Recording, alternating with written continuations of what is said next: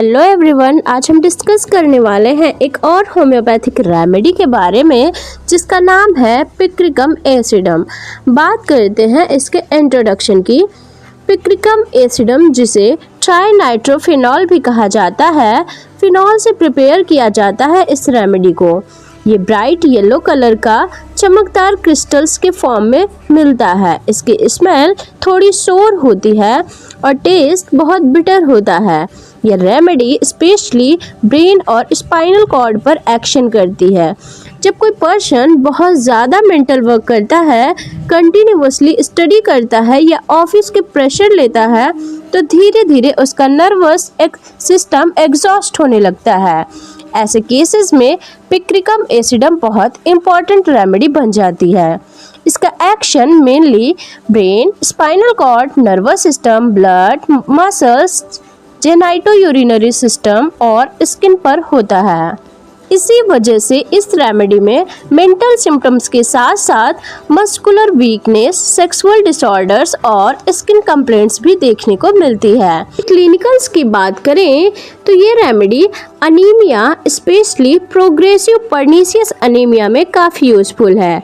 Brain fag यानी excessive mental work की वजह से होने वाली नर्वस एग्जॉशन इसका सबसे इम्पॉर्टेंट इंडिकेशन है।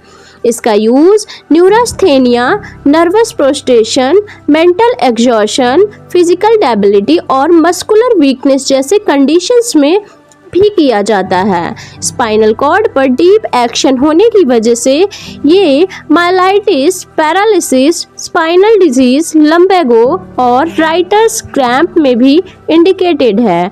मेल जनरेटिव सिस्टम में ये प्रियापिज्म, स्टायरियसिस, सेक्सुअल एक्सॉशन और सेल्फ एब्यूज़ के बैड इफ़ेक्ट में इम्पॉर्टेंट रेमेडी है। यूरिनरी सिस्टम में प्रोस्टेटिक हाइपरट्रॉफी, यूरीमिया और कंप्लीट एन्यूरिया जैसे कंडीशंस में भी इसका क्लिनिकल यूज़ है। स्किन कंप्लेंट्स में ये रेमेडी बर्न्स, स्पेशली फर्स्ट और सेकेंड डिग्री बर्न्स और बॉयल्स में भी बहुत यूज़फुल रेमेडी मानी जाती है। इसी तरह अब हम बात करते हैं स्फीयर ऑफ एक्शन और पैथोजेनेसिस की, यानी ये रेमेडी बॉडी के किन ऑर्गन्स पर सबसे ज़्यादा इफेक्ट दिखाती है और किस तरह डिजीज प्रोड्यूस करती है। सबसे पहले पिक्रिकम एसिडम का सबसे deep action central nervous system पर होता है, स्पेशली ब्रेन और स्पाइनल कॉर्ड पर। ये इन दोनों ऑर्गन्स को ग्रेजुअली वीक बना देती है, जिससे उनके फंक्शनिंग कम होने लगती है। इसी वजह से पेशेंट में नर्वस वीकनेस और न्यूरोलॉजिकल कंप्लेंट्स डेवलप होने लगती हैं। इस रेमेडी का एक खास फीचर है कि ये प्रोग्रेसिव नर्वस एग्जॉशन प्रोड्यूस करती है। मतलब शुरुआत में पेशेंट को सिर्फ थकान और वीकनेस फील होती है, लेकिन अगर कंडीशन बढ़ती जाए तो ये वीकनेस धीरे धीरे पैरालिसिस और आगे चलकर पैरालिसिस तक पहुंच सकती है। इसका एक्शन ब्रेन और मेमोरी वीकनेस पर बहुत ज़्यादा होता है। पेशेंट की मेमोरी वीक होने लगती है, कंसंट्रेशन कम हो जाता है और वो किसी भी मेंटल वर्क को कंटिन्यूअसली नहीं कर पाता। इसी कंडीशन को हम ब्रेन फैग कहते हैं, जो इस रेमेडी का सबसे इम्पॉर्टेंट कीनोट भी है। पिक्रिकम एसिडम मसल्स पर भी एक्शन करती है। इस वजह से पेशेंट को पूरे बॉडी में एक्सट्रीम मस्कुलर वीकनेस, हैवीनेस और loss of muscular power feel होता है। छोटा सा फिजिकल वर्क भी पेशेंट को बहुत ज़्यादा एग्जॉस्ट कर देता है। इसका इफेक्ट ब्लड पर भी देखने को मिलता है। ये प्रोग्रेसिव पर्नीशियस अनीमिया प्रोड्यूस करती है, जिसमें पेशेंट ग्रेजुअली वीक, पेल और अनीमिक दिखने लगता है। यह रेमेडी जेनाइटो यूरिनरी सिस्टम पर भी डीप एक्शन करती है, इसलिए यूरिनरी कंप्लेंट्स के साथ साथ सेक्सुअल डिसऑर्डर्स भी मिलते हैं, स्पेशली जब प्रॉब्लम सेक्सुअल एक्सेस या मास्टरबेशन के बाद डेवलप हुई हो। आखिर में इसका एक्शन स्किन पर भी होता है।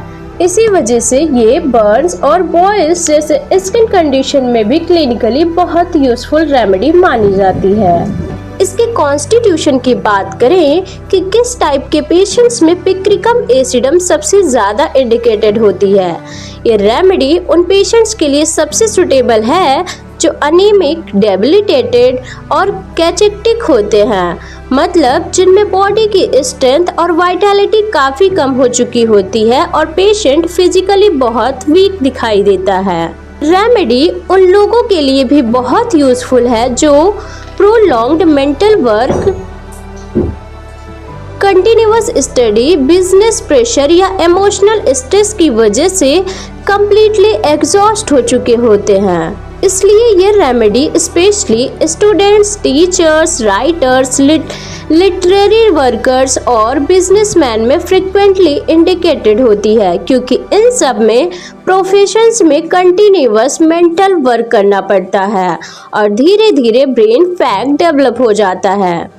ये रेमेडी डार्क कॉम्प्लेक्शन्ड पर्सन्स में भी अच्छा रिजल्ट देती है, जिनके कॉन्स्टिट्यूशन को overall patient physically weak, mentally exhausted और बहुत इजीली फटिगेटेड होता है। थोड़ा सा मेंटल या फिजिकल वर्क भी उसकी एनर्जी को कंप्लीटली ड्रेन कर देता है। गाइडिंग सिम्टम्स की बात करें, अगर ये सिम्टम्स किसी पेशेंट में एक साथ मिलते हैं तो पिक्रिकम एसिडम सबसे पहले माइंड में आनी चाहिए। सबसे पहला और सबसे इम्पॉर्टेंट सिम्टम है ब्रेन फैग। इसका मतलब है कि patient prolonged study, office work या किसी भी तरह के कंटिन्यूअस मेंटल एक्सर्शन के बाद इतना मेंटली एग्जॉस्ट हो जाता है कि वो ना प्रॉपरली सोच पाता है और ना ही किसी चीज़ पर कंसंट्रेट कर पाता है। दूसरा इम्पॉर्टेंट सिम्टम है प्रोग्रेसिव वीकनेस। शुरुआत में पेशेंट को सिर्फ हल्का फटीग फील होता है, लेकिन धीरे धीरे वीकनेस इतनी बढ़ जाती है कि पैरालिसिस और फाइनली कंप्लीट पैरालिसिस तक डेवलप हो सकता है। ये सब स्पाइनल कॉर्ड इन्वॉल्वमेंट की वजह से होता है। अगला बहुत इम्पॉर्टेंट की नोट है ऑक्सीपिटो सर्वाइकल हेडेक। ये headache specially mental exertion, prolonged study, excitement या ग्रीफ के बाद डेवलप होता है। इस हेडेक के बाद पेशेंट को एक बहुत कैरेक्टरिस्टिक सिम्टम फील होता है और वो है burning sensation along the spine. Burning along the spine picricum acidum का ग्रैंड कीनोट माना जाता है। ये बर्निंग सेंसेशन स्पाइनल वीकनेस और नर्वस एग्जॉशन के साथ होती है।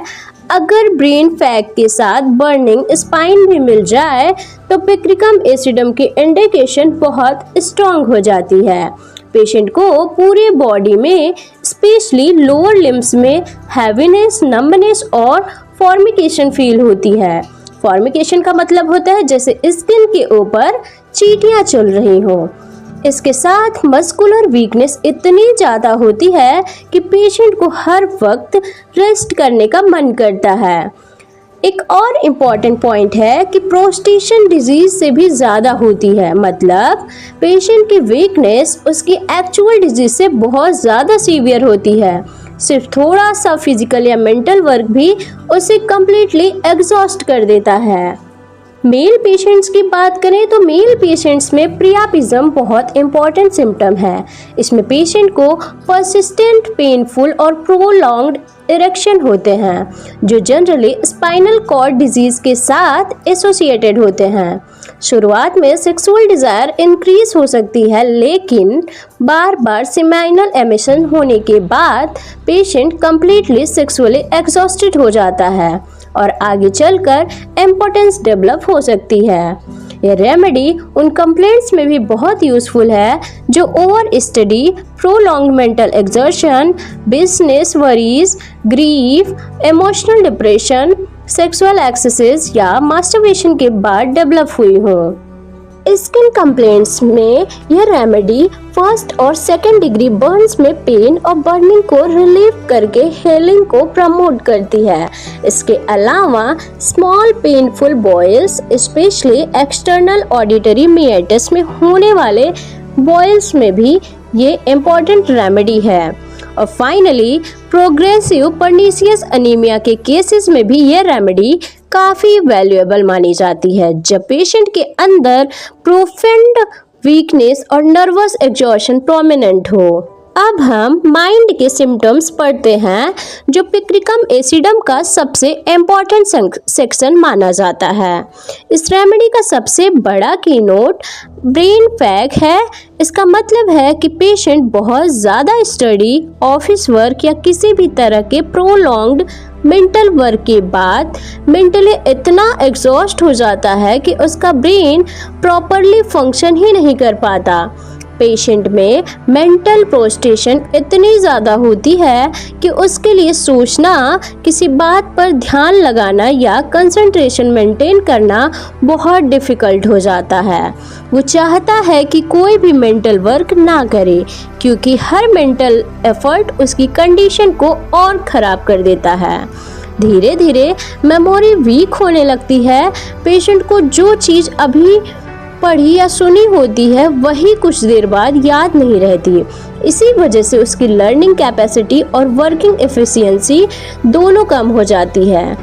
माइंड में कंफ्यूजन भी डेवलप हो जाता है। पेशेंट को लगता है कि उसका ब्रेन प्रॉपरली काम नहीं कर रहा और किसी भी टॉपिक को समझाने में या समझने में पहले से ज़्यादा टाइम लग रहा है।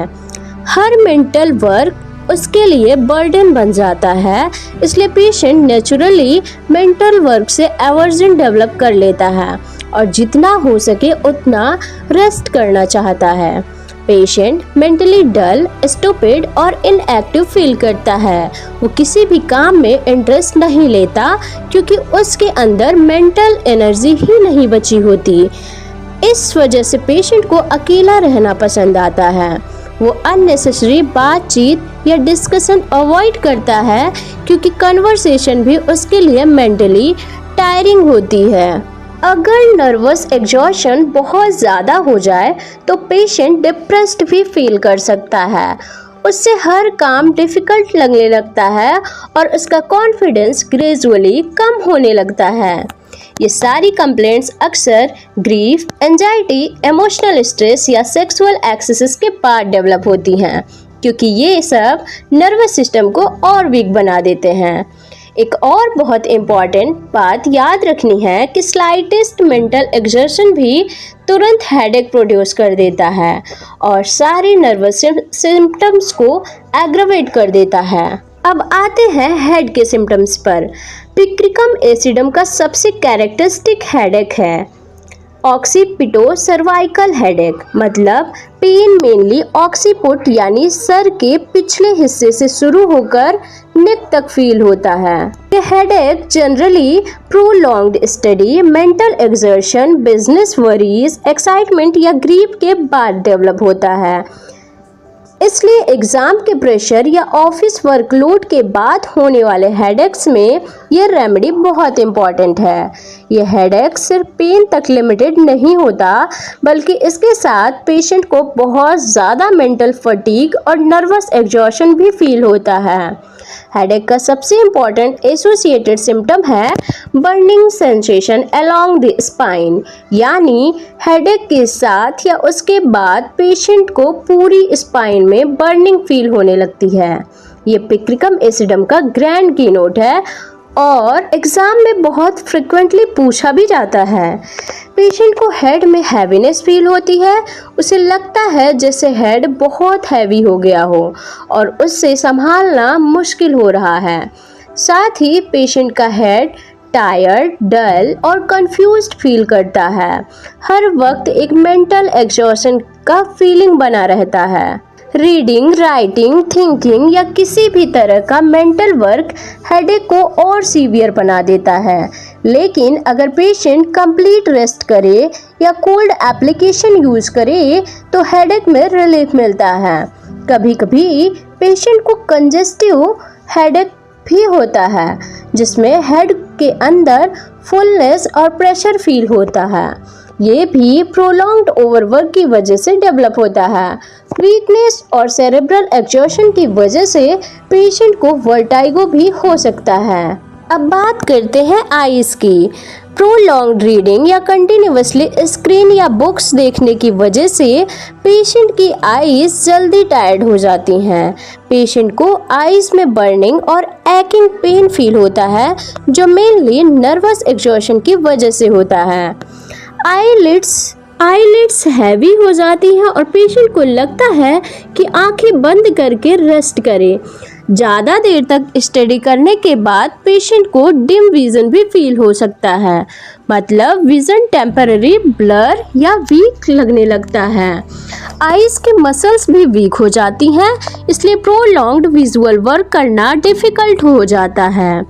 ये सारे आई सिम्टम्स रीडिंग और प्रोलॉन्ग्ड विजुअल एफर्ट से और ज़्यादा एग्रवेट होते हैं।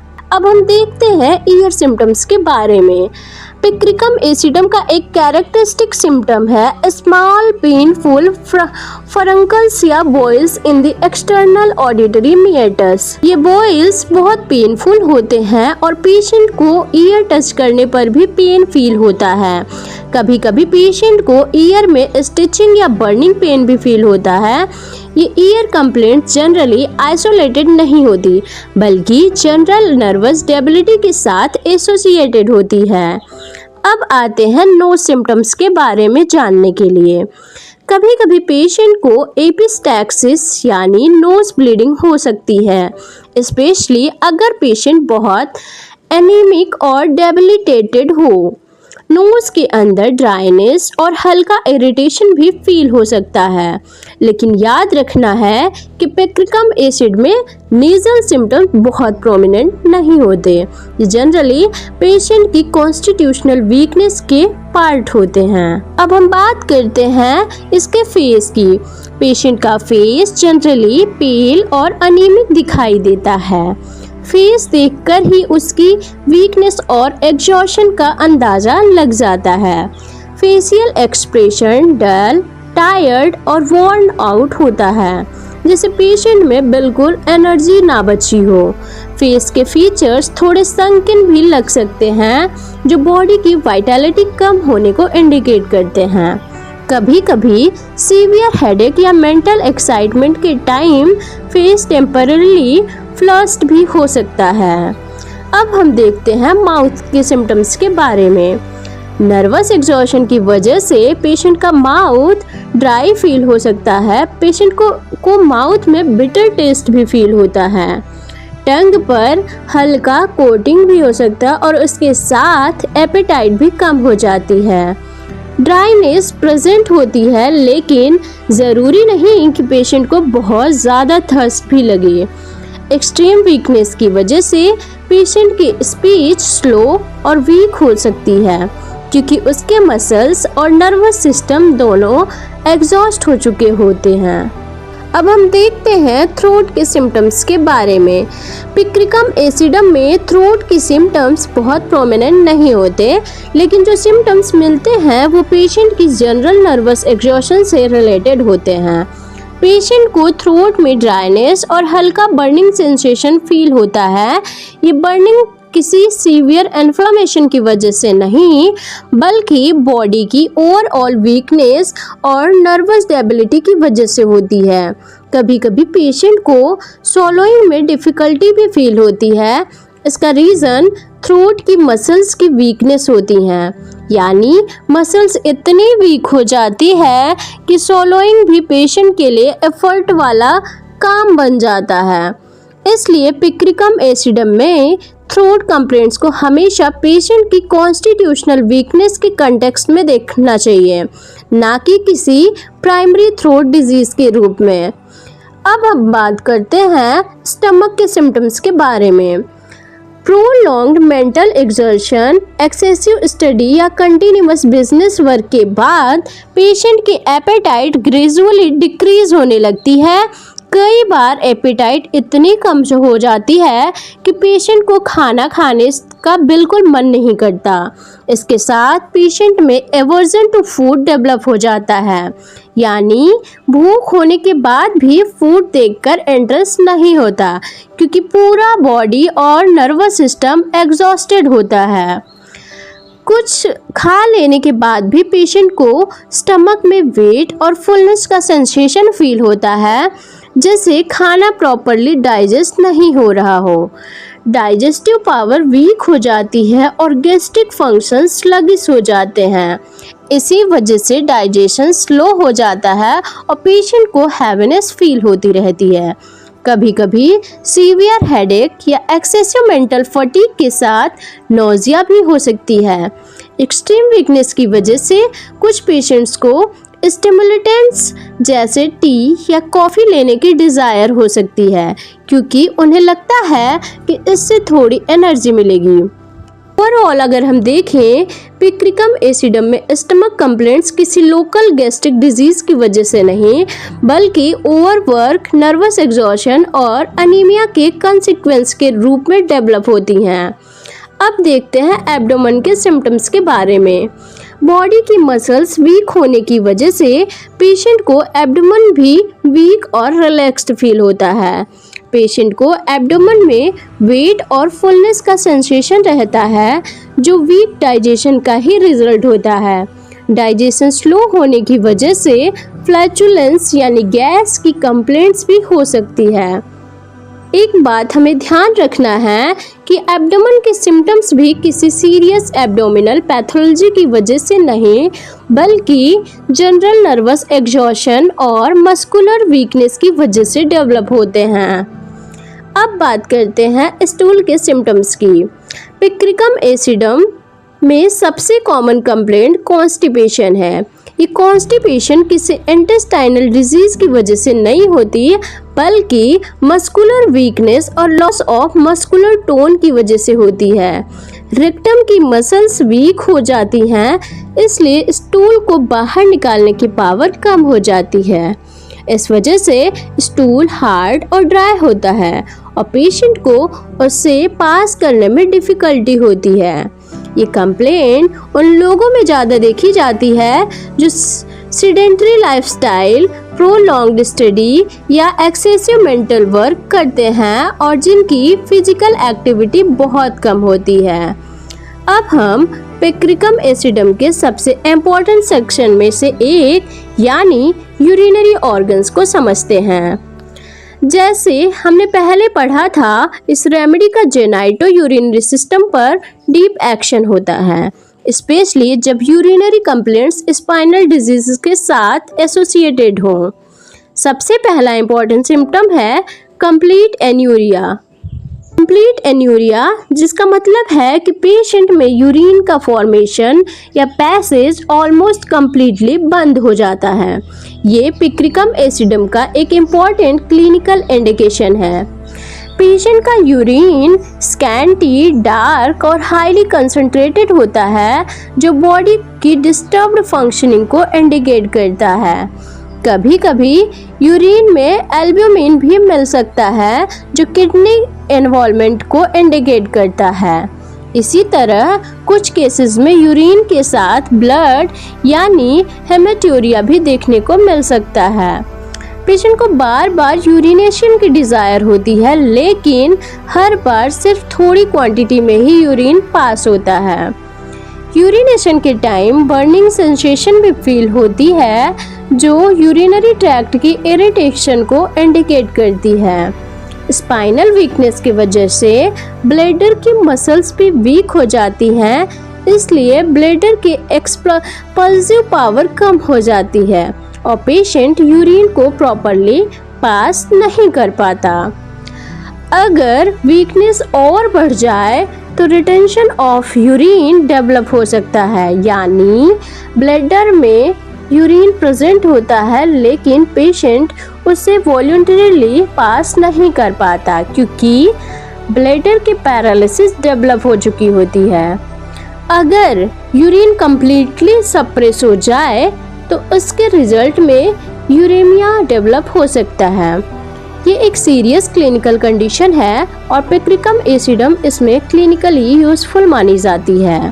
ये remedy prostatic hypertrophy specially elderly males में भी काफ़ी यूजफुल है।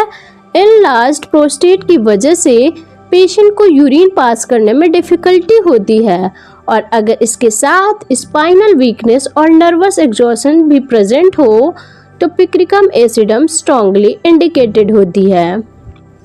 एक बात हमेशा याद रखनी चाहिए कि पिक्रिकम एसिडम में यूरिनरी कंप्लेंट्स कभी भी आइसोलेटेड नहीं होते। इनके साथ पेशेंट में marked nervous prostration, spinal weakness और जनरल एग्जॉशन ऑलमोस्ट हमेशा प्रेजेंट रहता है। अब हम पिक्रिकम एसिडम के सबसे इम्पॉर्टेंट सेक्शन यानी मेल जनरेटिव सिस्टम को पढ़ते हैं। पिक्रिकम एसिडम का मेल सेक्सुअल स्फीयर पर बहुत डीप एक्शन होता है। इस रेमेडी की ज़्यादातर sexual complaints spinal exhaustion, prolonged mental work, sexual axes और मास्टरबेशन यानी सेल्फ एब्यूज़ के बाद डेवलप होती हैं। यानी पहले नर्वस सिस्टम वीक होता है और उसके बाद सेक्सुअल ऑर्गन्स पर इसका इफेक्ट दिखाई देता है। इस रेमेडी का ग्रैंड कीनोट प्रियापिज्म है। प्रियापिज्म का मतलब होता है पर्सिस्टेंट, वायलेंट और पेनफुल इरेक्शन जो काफ़ी देर तक बना रहता है। ये इरेक्शन नॉर्मल सेक्सुअल एक्साइटमेंट की वजह से नहीं बल्कि स्पाइनल कॉर्ड की डिजीज़ या स्पाइनल इरिटेशन की वजह से होता है। कई बार इरेक्शन इतना प्रोलॉन्ग्ड और पेनफुल होता है कि पेशेंट को बहुत डिस्कम्फर्ट होता है। ध्यान देने वाली बात यह है कि ये इरेक्शन सेक्सुअली डिज़ायर के बिना भी हो सकता है। डिजीज़ की शुरुआत में पेशेंट में सेक्सुअल डिज़ायर इंक्रीज यानी सैटिरियसिस देखने को मिल सकता है, लेकिन ये स्टेज ज़्यादा देर तक नहीं रहता। जैसे जैसे नर्वस सिस्टम और स्पाइनल कॉर्ड की वीकनेस बढ़ती है, पेशेंट को बार बार सेमाइनल एमिशंस होने लगते हैं।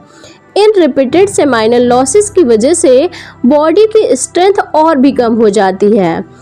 आखिर में पेशेंट कंप्लीट सेक्सुअल एग्जॉशन की स्टेज में पहुंच जाता है और इम्पोटेंस डेवलप हो जाती है। यानी शुरुआत में सेक्सुअल एक्साइटमेंट होती है, लेकिन एंड रिजल्ट हमेशा सेक्सुअल वीकनेस और इम्पोटेंस होता है। ये पिक्रिकम एसिडम का बहुत इम्पॉर्टेंट सीक्वेंस है जिसमें पेशेंट को लगता है कि उसकी एरेक्टाइल पावर ग्रेजुअली कम हो गई है और रिपीटेड सेमाइनल एमिशंस के बाद सेक्सुअल विगर ऑलमोस्ट ख़त्म हो चुका है। कई पेशेंट में टेस्टिस वीक, रिलैक्स्ड और एग्जॉस्टेड फील होते हैं। ये भी नर्वस डेबिलिटी का ही रिजल्ट होता है। एक और इम्पॉर्टेंट बात याद रखनी है कि पिक्रिकम एसिडम में सेक्सुअल कंप्लेंट्स कभी भी अकेली नहीं मिलती। इनके साथ मेंटल डिप्रेशन, स्पाइनल वीकनेस और नर्वस प्रोस्ट्रेशन लगभग हमेशा प्रेजेंट ही रहता है। इसलिए रेमेडी उन क्रोनिक पेशेंट्स में बहुत यूज़फुल है जो फिजिकली भी एग्जॉस्टेड हैं और मेंटली भी कंप्लीटली वॉर्न आउट हो चुके हैं। अब हम फीमेल सिम्टम्स देखते हैं। पिक्रिकम एसिडम में फीमेल सिम्टम्स मेल सिम्टम्स के कंपैरिजन में काफ़ी कम प्रोमिनेंट होते हैं। फिर भी कुछ इंपॉर्टेंट इंडिकेशन एग्जाम के लिए याद रखने चाहिए।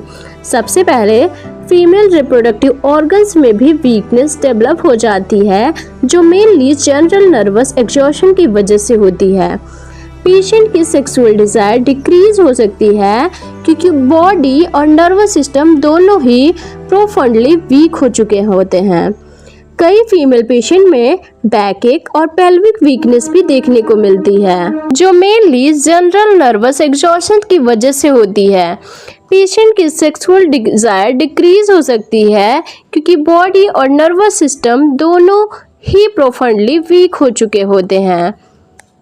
कई फीमेल पेशेंट्स में बैक एक और पेल्विक वीकनेस भी देखने को मिलती है।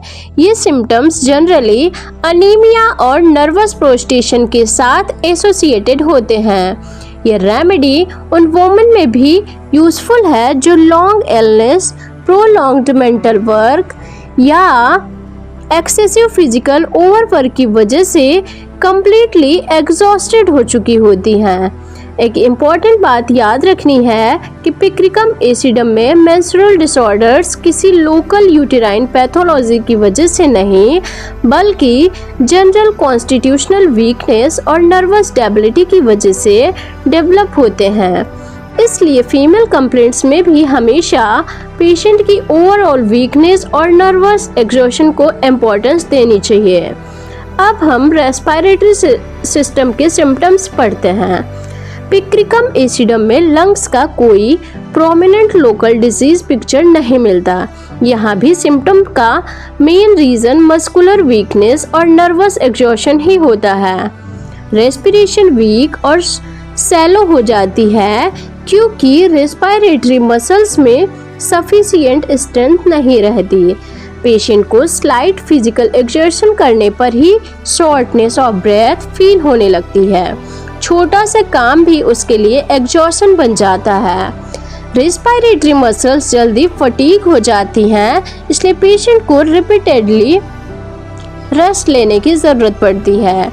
ये याद रखना ज़रूरी है कि रेस्पिरेटरी सिम्टम्स किसी प्राइमरी लंग डिजीज़ की वजह से नहीं, बल्कि जनरल नर्वस स्टेबिलिटी के सेकेंडरी इफेक्ट के रूप में डेवलप होते हैं। अब आते हैं हार्ट एंड सर्कुलेशन पर। पिक्रिकम एसिडम में पेशेंट को स्लाइट फिजिकल या मेंटल एक्सर्शन के बाद पाल्पिटेशन फील होती है। मतलब थोड़ा सा काम करते ही हार्ट की धड़कन तेज और नोटिसेबल हो जाती है। पेशेंट का पल्स वीक, रैपिड और इजीली एग्जॉस्टेड होता है। इससे बॉडी की ओवरऑल लॉस ऑफ वाइटलिटी का पता चलता है। हार्ट की ये वीकनेस मेनली अनीमिया और नर्वस प्रोस्टेशन की वजह से डेवलप होती है। एक इम्पॉर्टेंट बात ये है कि पिक्रिकम एसिडम में हार्ट के सिम्टम्स फंक्शनल होते हैं, ना कि स्ट्रक्चरल। मतलब हार्ट में कोई मेजर एनाटॉमिकल डिजीज ज़रूरी नहीं होती, लेकिन नर्वस वीकनेस की वजह से उसकी फंक्शनिंग अफेक्ट हो जाती है।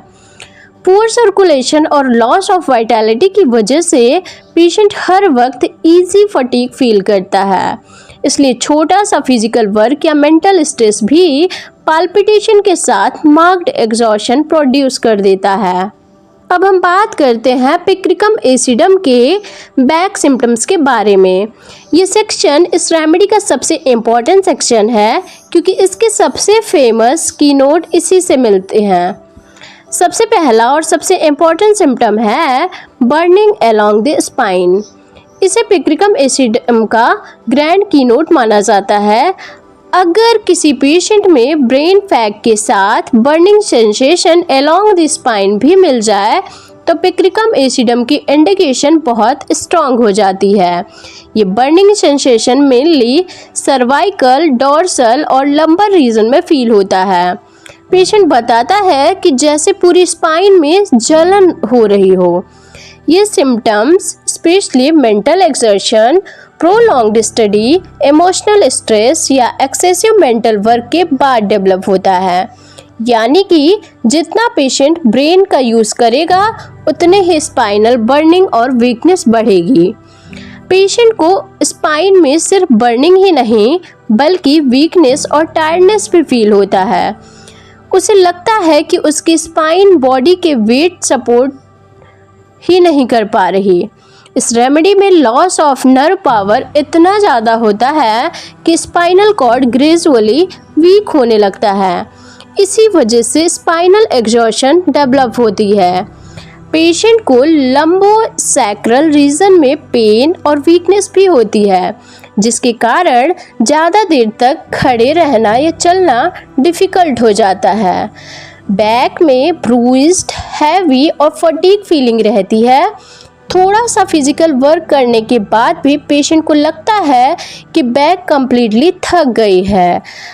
अगर डिजीज़ प्रोग्रेस करे तो स्पाइनल कॉर्ड की सॉफ्टनिंग और जनरेशन डेवलप हो सकती है, जिसका रिजल्ट पैरालिसिस और आगे चलकर पैरालिसिस हो सकता है। एक और इम्पॉर्टेंट बात याद रखनी है कि स्पाइनल सिम्टम्स कभी अकेला नहीं मिलता। इनके साथ यूजुअली ब्रेन फैग, ऑक्सीपिटोसर्वाइकल हेडेक और सेक्सुअल वीकनेस भी प्रेजेंट रहती है। पेशेंट का बैकएक रेस्ट करने से इम्प्रूव होता है, जबकि मोशन और ओवर एक्सर्शन से क्लियरली एग्रावेट हो जाता है। अब हम बात करते हैं एक्सट्रीमिटीज़ के सिम्टम्स के बारे में। पिक्रिकम एसिडम में सबसे प्रोमिनेंट सिम्टम है एक्सट्रीम मस्कुलर वीकनेस। पेशेंट को लगता है कि उसके हाथ और पैरों में बिल्कुल स्ट्रेंथ नहीं बची। लिम्स हैवी, टायर्ड और पावरलेस फील होते हैं। कई बार पेशेंट को लगता है कि पैर उसका बॉडी वेट सपोर्ट ही नहीं कर पा रहा है। वीकनेस ग्रेजुअली इंक्रीज होती है और सबसे पहले लोअर लिम्स में ज़्यादा नोटिसेबल होती है। जैसे तैसे स्पाइनल कॉर्ड की वीकनेस बढ़ती है, वैसे वैसे पेशेंट में पैरालिसिस और आगे चलकर पैरालिसिस डेवलप हो सकती है। पेशेंट को लिम्स में नंबनेस और फॉर्मिकेशन भी फील होती है। फॉर्मिकेशन का मतलब होता है कि जैसे स्किन के ऊपर चींटियां चल रही हों। स्लाइट एक्सर्शन के बाद हैंड्स ट्रेम्बलिंग शुरू हो जाते हैं, जो नर्वस वीकनेस को इंडिकेट करते हैं। एक बहुत इंपॉर्टेंट क्लिनिकल इंडिकेशन है राइटर्स क्रैम्प। अगर कोई स्टूडेंट, टीचर या राइटर कंटिन्यूअसली लिखने के बाद हाथ में क्रैम्प और वीकनेस डेवलप करे तो पिक्रिकम एसिडम को जरूर याद रखना चाहिए। बात करते हैं स्लीप की। एक्सट्रीम नर्वस एग्जॉशन की वजह से पेशेंट को हर वक्त ड्राउजीनेस फील होती है, लेकिन इंटरेस्टिंग बात यह है कि स्लीप रिफ्रेश नहीं करती। पेशेंट पूरी रात सोने के बाद भी सुबह उठकर वही वीकनेस और एग्जॉशन फील करता है। दिन में भी पेशेंट को बार बार नींद आती है, स्पेशली जब उसने मेंटल वर्क किया हो। स्लीप रेस्टलेस भी हो सकती है क्योंकि नर्वस सिस्टम की वीकनेस की वजह से बॉडी में कंप्लीटली रिलैक्स नहीं कर पाती। कभी पेशेंट को कंफ्यूज ड्रीम्स आते हैं या वही सपने आते हैं जो उसके डेली मेंटल वर्क से रिलेटेड होते हैं। अब हम फीवर सिम्टम्स के बारे में बात करते हैं। पिक्रिकम एसिडम में फीवर का मेन फीचर फीवर खुद नहीं बल्कि उसके साथ होने वाली प्रोफंड प्रोस्ट्रेशन होती है। पेशेंट की वीकनेस फीवर की सिवियरिटी से बहुत ज़्यादा होती है, मतलब हल्का फीवर भी पेशेंट को कम्प्लीटली एग्जॉस्ट कर देता है। फीवर के दौरान भी पेशेंट को burning sensation along the spine continue रह सकती है। अगर पेशेंट पहले से अनीमिक और डेबिलिटेटेड है तो रिकवरी भी स्लो होती है क्योंकि बॉडी की वाइटैलिटी पहले ही बहुत कम हो चुकी होती है। अब हम बात करते हैं स्किन के सिम्टम्स के बारे में। पिक्रिकम एसिडम फर्स्ट और सेकेंड डिग्री बर्न्स के लिए बहुत इम्पॉर्टेंट रेमेडी है। ये बर्न्स में पेन, बर्निंग और इन्फ्लामेशन को रिड्यूस करती है और हीलिंग प्रोसेस को फास्ट करती है। इस रेमेडी का एक और इम्पॉर्टेंट इंडिकेशन है स्मॉल पेनफुल बॉयल्स, स्पेशली जो एक्सटर्नल ऑडिटरी मिएटस में डेवलप होते हैं। ये बॉयल्स बॉडी के दूसरे पार्ट्स में भी हो सकते हैं। पेशेंट की स्किन जनरली पेल, ड्राई और अनहेल्दी दिखाई देती है, जो उसकी अनीमिया और कॉन्स्टिट्यूशनल वीकनेस को रिफ्लेक्ट करती है। अगर पेशेंट डेबिलिटेटेड हो तो स्किन लेशंस की हीलिंग भी डिलेड हो सकती है। अब हम देखते हैं कि पिक्रिकम एसिडम के सिम्टम्स किन कंडीशंस में बढ़ते हैं और किन कंडीशंस में इम्प्रूव होते हैं। इसके वर्ड्स की बात करें, पेशेंट के ऑलमोस्ट सारे सिम्टम मेंटल एक्सर्शन से एग्रेवेट होते हैं, इसलिए ज़्यादा स्टडी या ऑफिस वर्क करने के बाद कंप्लेंट्स इंक्रीज हो जाती हैं। प्रोलॉन्ग्ड स्टडी और बिजनेस स्ट्रेन भी सिम्टम्स को और सीवियर बना देते हैं। इमोशनल एक्साइटमेंट और स्ट्रेस भी नर्वस एग्जॉशन को बढ़ा देता है। फिजिकल एक्सर्शन या मोशन करने से वीकनेस और बैकएक दोनों इंक्रीज हो जाते हैं। सेक्सुअल एक्सेसेस और मास्टरबेशन के बाद भी पेशेंट की कंप्लेंट्स क्लियरली एग्रेवेट होती हैं। कई पेशेंट में वेट वेदर भी सिम्टम्स को वर्सन कर देता है। बेटर की बात करें कि पेशेंट को सबसे ज़्यादा रिलीफ कंप्लीटली रेस्ट से मिलता है। लाइंग डाउन करने से वीकनेस और बैक सिम्टम्स इम्प्रूव होते हैं। कोल्ड एयर, कोल्ड एप्लीकेशन और कोल्ड वाटर से भी पेशेंट को कंफर्ट मिलता है। सबसे इम्पॉर्टेंट बात यह है कि जब पेशेंट मेंटल वर्क से दूर रहता है तब उसकी कंप्लेंट्स कंपैरेटिवली इम्प्रूव होने लगती है। ये पिक्रिकम एसिडम का कंप्लीट स्पाइनल पिक्चर और इसी वजह से इसे मटीरिया मेडिका की best remedies for brain fag and spinal exhaustion में से एक माना जाता है। तो फ्रेंड्स, आज के लेक्चर में हमने इस रेमेडी को एलेन-स्कीनर्स, बोरिक और एस.के. दुबे के इम्पोर्टेंट पॉइंट्स को एक साथ पढ़ा।